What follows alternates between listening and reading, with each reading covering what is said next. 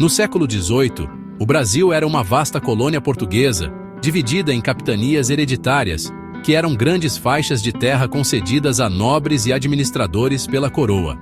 Cada capitania possuía características próprias, influenciadas pelo clima, geografia e recursos naturais disponíveis.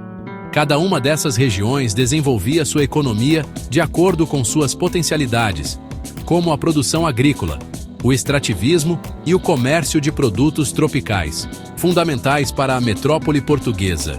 O estado do Grão-Pará e Maranhão, situado ao norte do território, destacava-se por sua localização estratégica, próxima ao Caribe e à Europa, e por sua imensa riqueza natural, especialmente a floresta amazônica.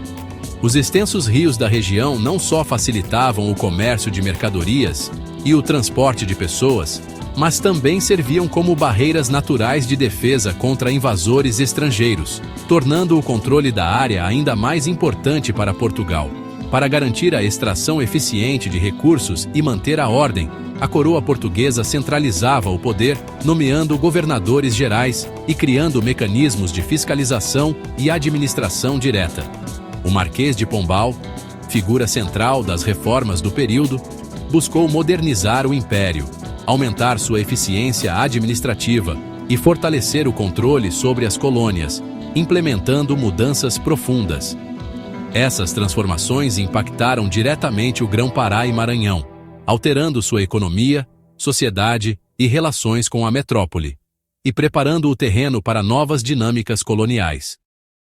Assim, o cenário estava pronto para profundas transformações coloniais, que marcariam o século XVIII e deixariam marcas duradouras na história do Brasil. O Grão-Pará e Maranhão eram territórios de imenso valor para Portugal, não apenas por seus vastos recursos naturais, mas também por sua posição estratégica na América do Sul, que facilitava o controle de rotas comerciais e a defesa do império colonial.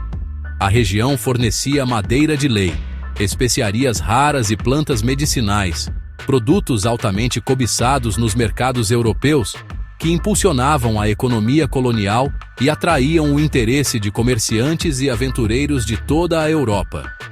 Os rios amazônicos eram verdadeiras artérias de transporte, essenciais para o comércio, a circulação de mercadorias e a integração das diferentes áreas do território, conectando povoados distantes e facilitando o escoamento da produção. Povos indígenas, com profundo conhecimento do ambiente local, eram frequentemente explorados como mão de obra forçada, mas também protagonizavam formas de resistência, defendendo seus territórios e modos de vida diante da expansão colonial. A presença indígena era vista pelos colonizadores tanto como um recurso estratégico, devido ao saber sobre a terra, quanto como um desafio constante, já que a resistência e as alianças entre diferentes povos dificultavam o domínio europeu. Plantações de tabaco, cacau e a extração de produtos como borracha dependiam fortemente do trabalho indígena e africano escravizado, compondo uma economia baseada na exploração intensa da mão de obra e dos recursos naturais. O delicado equilíbrio entre exploração, resistência e negociação moldava a dinâmica regional, influenciando profundamente a história, a cultura e as relações sociais do Grão-Pará e Maranhão. Em 1755, a abolição da escravidão indígena marcou uma virada importante no Grão-Pará e Maranhão.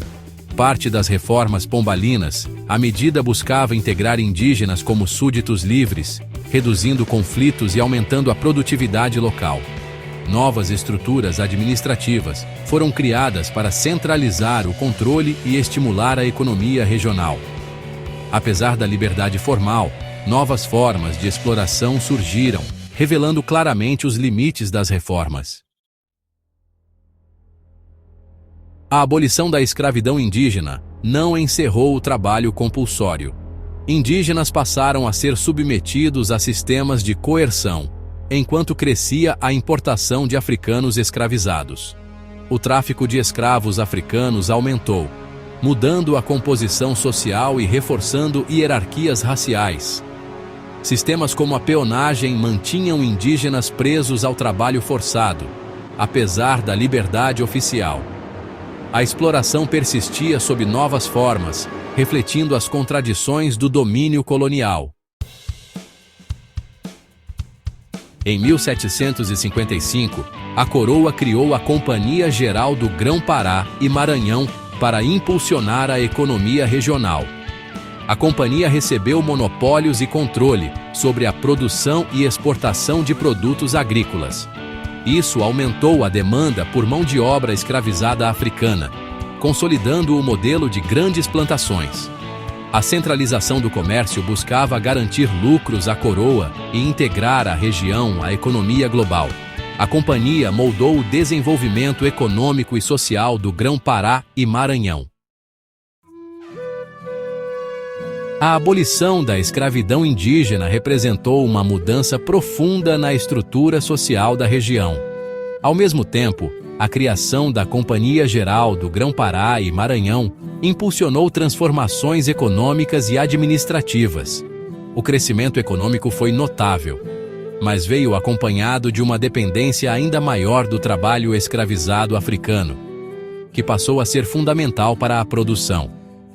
A sociedade tornou-se mais estratificada, com indígenas cada vez mais marginalizados e excluídos das novas oportunidades. Os africanos escravizados passaram a compor a base da força de trabalho, sustentando a economia regional sob condições extremamente duras. As reformas administrativas e econômicas implementadas serviram de modelo para outras regiões do Império Português, evidenciando a busca constante por maior eficiência, centralização e controle por parte da coroa. Essas mudanças moldaram profundamente o futuro regional, influenciando a organização social e econômica das cidades e do campo. O desenvolvimento do Brasil foi impactado por essas decisões, que deixaram marcas duradouras em sua trajetória histórica. O impacto dessas medidas ecoou por décadas, transformando a história local e influenciando gerações futuras. O ano de 1755 foi decisivo para o Brasil e o Grão-Pará e Maranhão.